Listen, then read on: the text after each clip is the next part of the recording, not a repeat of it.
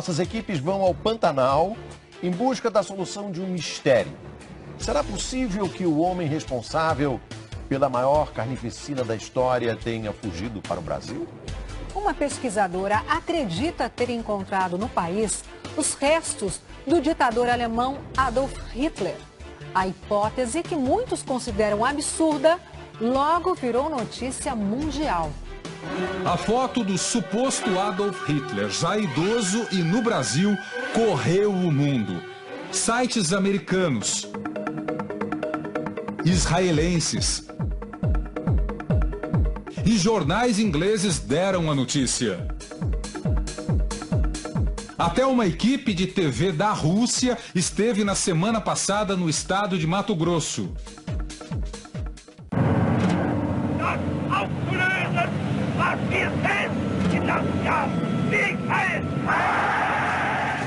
O homem que conduziu a humanidade para um dos capítulos mais cruéis e dolorosos da história.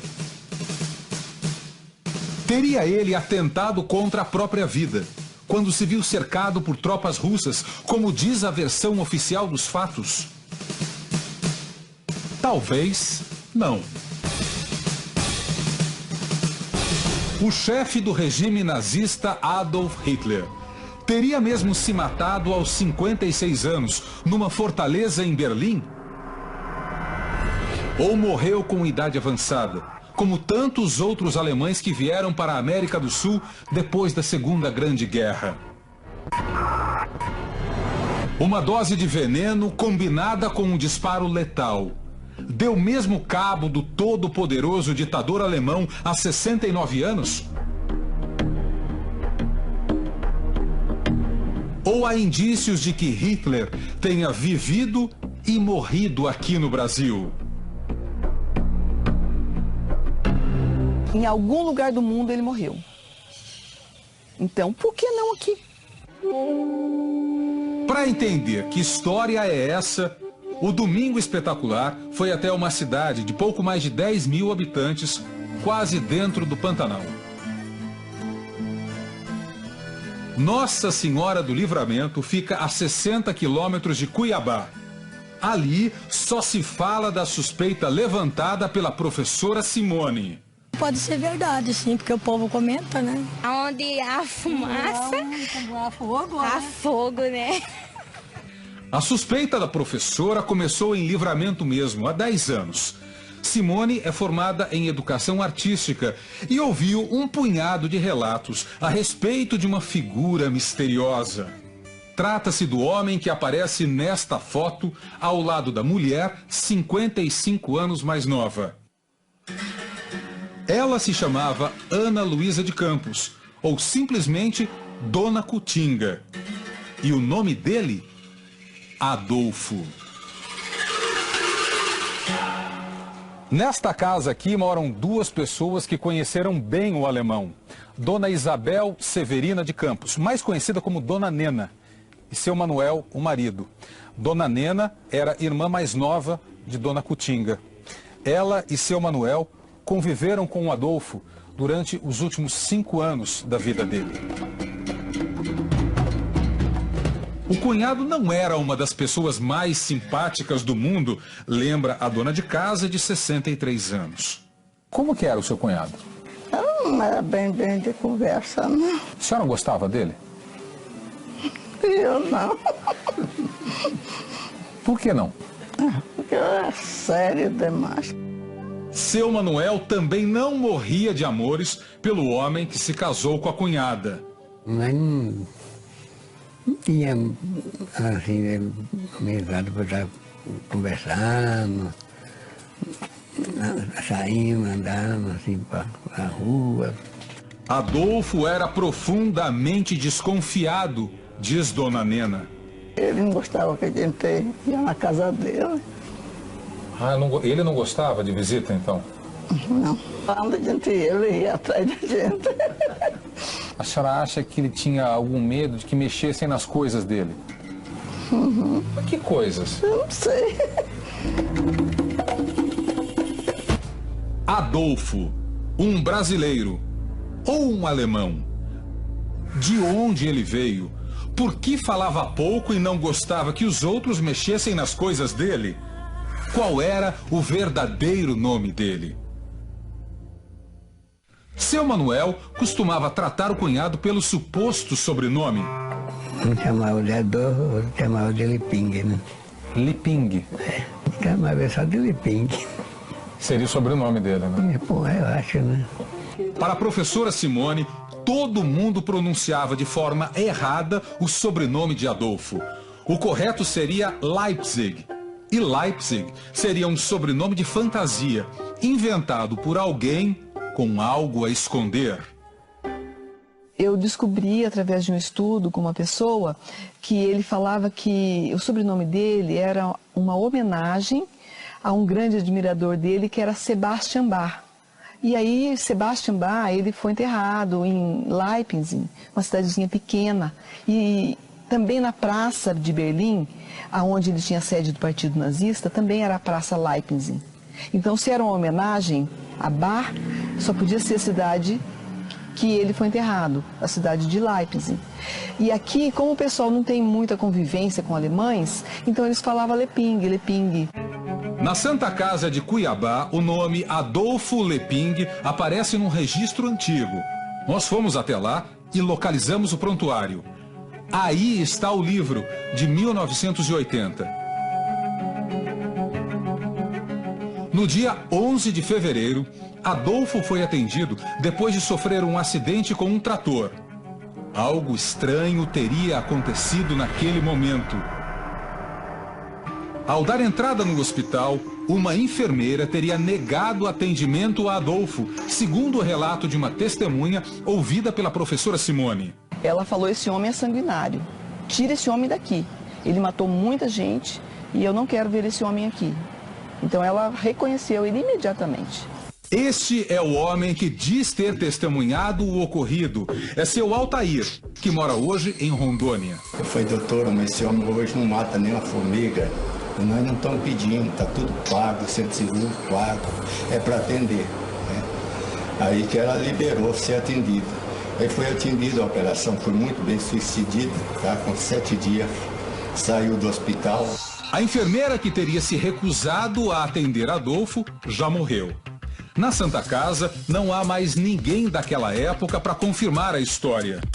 O fato é que Adolfo foi operado e recebeu um espiral metálico, como este, para fixação dos ossos da perna e da bacia.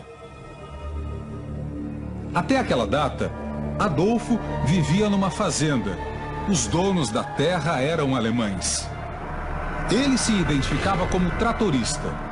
Recém-operado, ele se mudou para a cidade e encontrou alguém que tomasse conta dele. É nesse momento que Adolfo conhece Dona Cutinga, com quem passaria a viver na condição de marido. Depois do acidente com o trator, Adolfo passou a trabalhar como vigia de um posto de gasolina. O posto, Itália, não existe mais. Sobrou apenas a estrutura de metal. Aqui, Adolfo era mais conhecido pelo apelido Alemão Velho.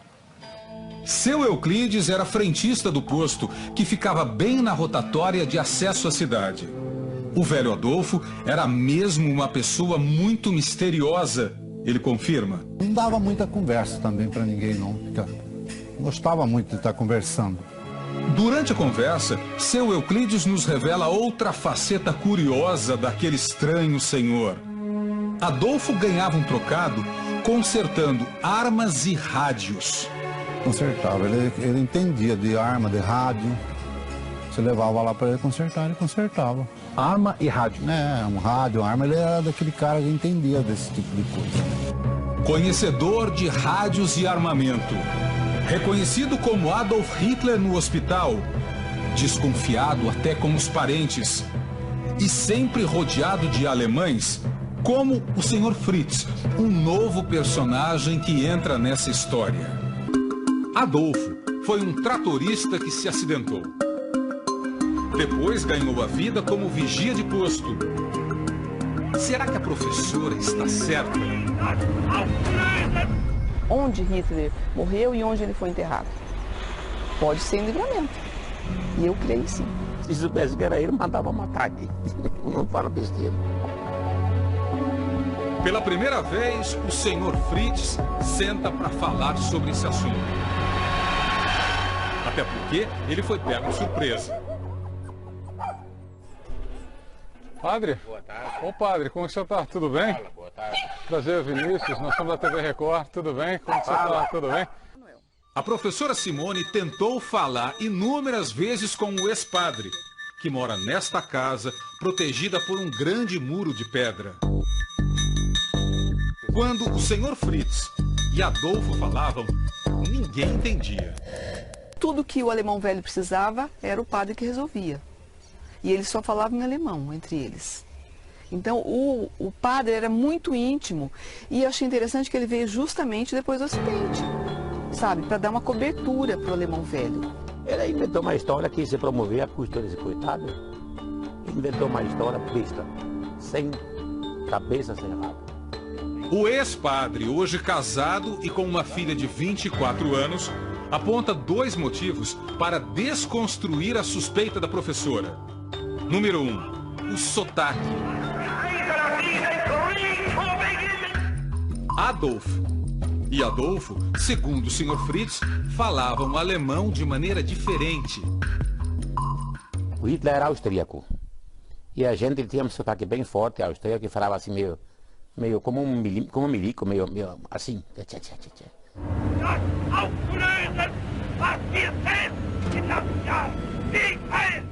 Que o Adolfo não falava. O Adolfo falava alemão até razoavelmente bem, mas não era nada de sotaque austríaco, era um sotaque do médio norte da Alemanha. Número 2, a data de nascimento. No livro da Santa Casa, consta que Adolfo tinha 82 anos quando sofreu o acidente de trator. Se vivo estivesse naquela data, Hitler teria 91 anos de idade, ou seja, seria quase 10 anos mais velho do que Adolfo, se é que o tal registro do hospital é mesmo verdadeiro. Era um coitado que morreu pobre. Eu acho que não estava bem, parafuso bem certo. Um sujeito inofensivo, falador e sonhador. O alemão teria morrido em 1984, mas não existe nenhum documento oficial, uma certidão de óbito, nada. O que se sabe é que o corpo foi trazido para cá, o cemitério municipal de Nossa Senhora do Livramento. Também não havia um túmulo, nem sequer uma placa com o nome da pessoa enterrada. A cova com os restos mortais de Adolfo era algo parecido com isto aqui, um pequeno pedaço de terra com uma cruz de madeira fincada no chão. Sem os documentos, fica difícil também dizer do que o Adolfo morreu. Nós voltamos ao cemitério com a professora Simone, que acredita que Adolf Hitler foi mesmo enterrado ali. Ela tenta achar o lugar onde a cova foi cavada. Hoje, às vezes, a gente se perde um pouco, porque muita coisa está diferente já em 6 anos, né? Agora sim, o ponto exato onde estavam os restos mortais. Para mim era aqui, neste local aqui que nós cavamos, entendeu? Hoje não tem nenhum sepultado aqui, pelas datas, pela cruz, tá vendo? Não eram essas cruzes? Não era. A gente tinha uma cruz aqui. Sim. Entendeu? Nesse pedaço aqui que estava colocado a cruz aqui, né? A caída. Entendeu? Então nós cavocamos nesse espaço. Passando-se por sobrinha de Adolfo, a professora, com a ajuda de um coveiro, desenterrou o que restou do corpo. Há 6 anos, ela guarda fragmentos de Adolfo na própria casa. E veja também o que foi encontrado na cova. O espiral metálico usado pelos médicos da Santa Casa, já absorvido pelo osso fraturado. E mais um achado. A roupa usada no enterro, ainda toda empoeirada. A única coisa que nós encontramos é que essa renda branca fazia parte de todo o paletó. Ele era todas mangas, ele era todo forradinho com essa renda branca. Então a gente pensa que não é alguma coisa típica nossa. Deve ter vindo de fora. E não encontramos etiqueta em local nenhum. desenterrar os restos mortais se passando por uma parente. Foi um crime, denuncia o senhor Fritz, enfurecido com as suspeitas da professora. E ela quis humilhar ele. Se ela fez, é crime porque ele não pode fazer isso. Sem ordem de juiz, pode? Não pode, que me consta. Foi necessário, porque senão o rapaz não ia fazer o trabalho de desenterrar os ossos para mim. De onde a professora tirou a ideia de que um padre teria apoiado um suposto chefe da Alemanha nazista escondido no Pantanal? Existe algum indício na história? Existe sim, diz o professor Samuel Feldberg, historiador e cientista político. Se elementos da máquina administrativa nazista chegaram efetivamente à América do Sul com passaportes emitidos pelo Vaticano, se Adolf Hitler eventualmente tivesse tentado fazer a mesma trajetória, não tenho dúvida nenhuma que teria recebido o mesmo apoio.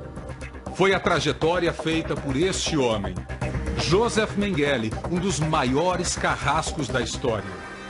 O chamado açougueiro de Auschwitz, o médico que separava aqueles capazes de trabalhar daqueles que iriam imediatamente ser enviados às câmaras de gás para serem assassinados, especialmente velhos, mulheres e crianças, teve uma vida relativamente tranquila no Brasil durante décadas e talvez o seu paradeiro não tivesse sido conhecido e determinado se ele não tivesse morrido afogado numa praia de São Paulo.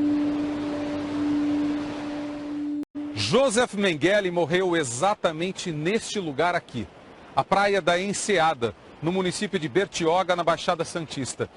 Ele teria tido um mal súbito seguido de afogamento, mas o carrasco nazista vivia com uma identidade falsa e foi enterrado mais tarde na Grande São Paulo com outro nome, Wolfgang Gerhard.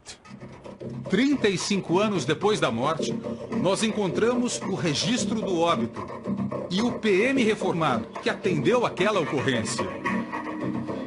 Seu Dias, então cabo da Polícia Militar, não tinha noção de que aquele homem, morto na areia, era um dos carrascos mais procurados do mundo. Um cientista que se tornou famoso por fazer experiências cruéis com seres humanos vivos. Naquela oportunidade não foi possível saber de qual corpo que se tratava. Só posteriormente é que veio à tona que se tratava do médico nazista. Foi resgatado pelo seu acompanhante, Sim. que ficou sabendo que depois se tratava de um cabo do exército alemão. Sim. Foi resgatado, foi puxado da água para cá e foi colocado mais ou menos nessas imediações aqui. Que sentimento ficou para o senhor quando essa história veio à tona? Eu não fiquei com ódio, não fiquei assim com ira a respeito desse fato. Foi apenas um atendimento de ocorrência e só, logicamente, lamentei tantas mortes. Terem perdido a vida por uma só pessoa. Investigações feitas no Brasil e também fora do país levantaram a suspeita. Aquele homem morto no litoral paulista seria o carrasco a serviço de Hitler. 6 anos depois do enterro, os restos mortais foram exumados. No crânio havia um pequeno buraco que lembrava a perfuração de uma arma de fogo. Isso chamou a atenção da equipe do Dr. Badan Palhares, da Unicamp, a Universidade de Campinas. Como não havia na época o exame do DNA, o médico legista optou por um recurso trabalhoso, a reconstituição facial do cadáver.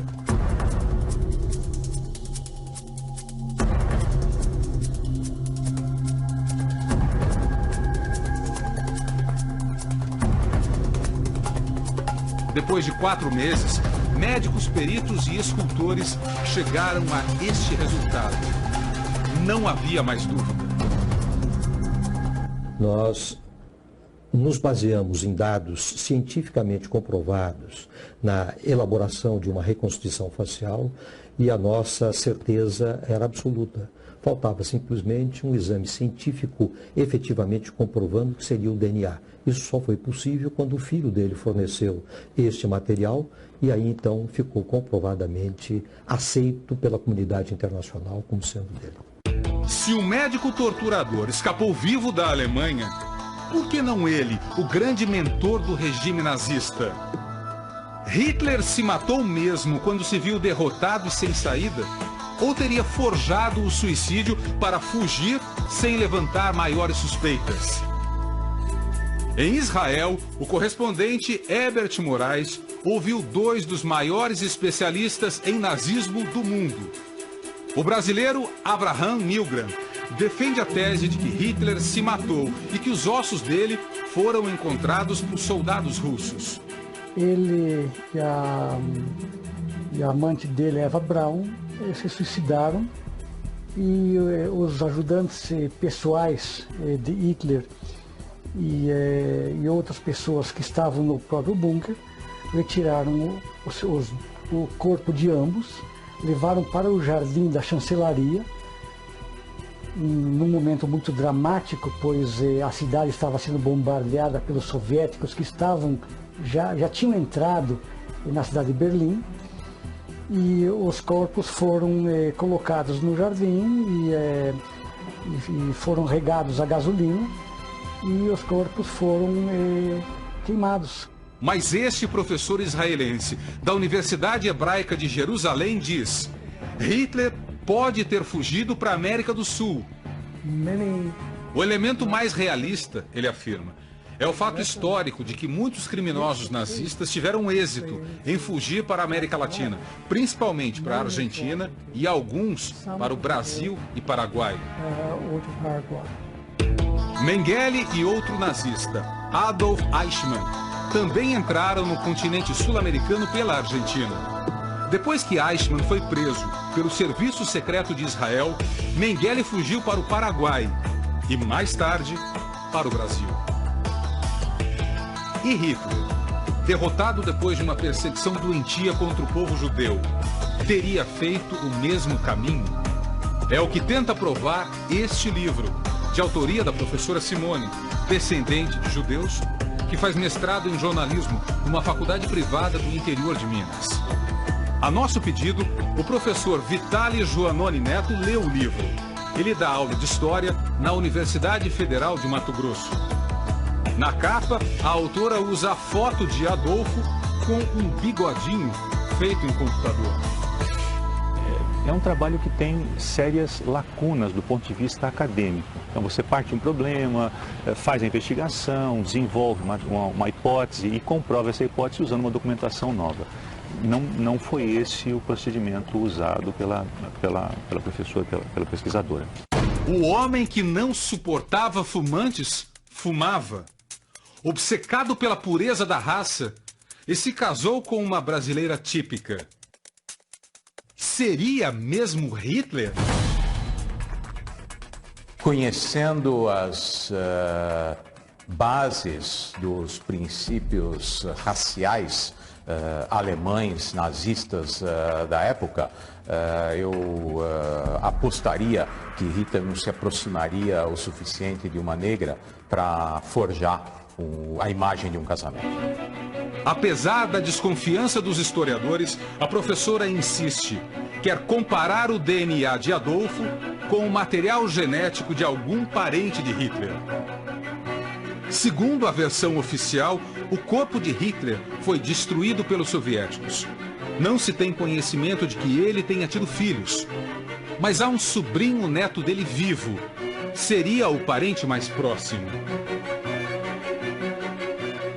Hitler teve apenas uma irmã que não morreu ainda na infância, Paula. Ela faleceu em 1960.